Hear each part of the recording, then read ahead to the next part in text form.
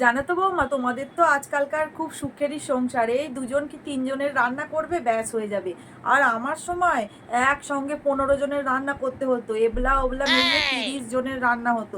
সব আমাকে একাকেই করতে হতো। তখনকার আর কোনো রান্নার লোকও ছিল না, কাজের লোকও ছিল না, কিচ্ছু নয়, সব কাজ আমাকে একাকেই করতে হতো।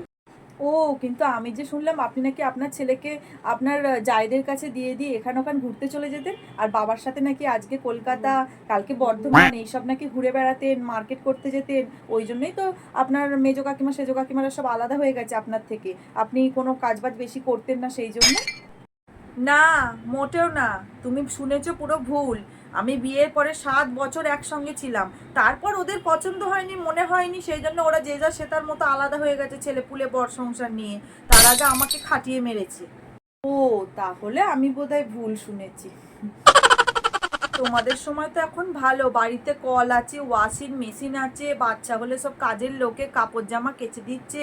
আমাদের সময় আমার শাশুড়ি, বাবা, সবে বাচ্চা নিয়ে এসেছি, সঙ্গে সঙ্গে বললো যাও, বাড়িতে কাচা হবে না, এসব আঁতুড়ের জামা কাপড় পুকুর থেকে কেচে এনো। সে বালতি বালতি জামা কাপড় পুকুর থেকে কেচে কেচে আনতাম। অর্ধেক সময় খাওয়া জুটতো না, ছেলেকে ধরার লোক নেই, ছেলেকে ধরছি, রান্না করছি, কাপড় কাচ্ছি, বাসন মাজছি। সে কি কষ্টের সময় যে গেছে আমাদের সময়, আর কি বলবো। কাকিমণি যে বলছিলেন আপনার যখন ছেলে হয়েছিল আপনি তখন ছেলেকে 6 মাস করে তারপর নাকি বাপের বাড়ি থেকে শ্বশুর বাড়িতে এসেছিলেন। তা 6 মাস মানেই কি আমি সুস্থ হয়ে গেছিলাম? আমার কাটা পেট নিয়ে এসে আমি সব কাজ করেছি। আমার সময় তো আমার শাশুড়ি আমাকে বাপের বাড়িই যেতে দিত না।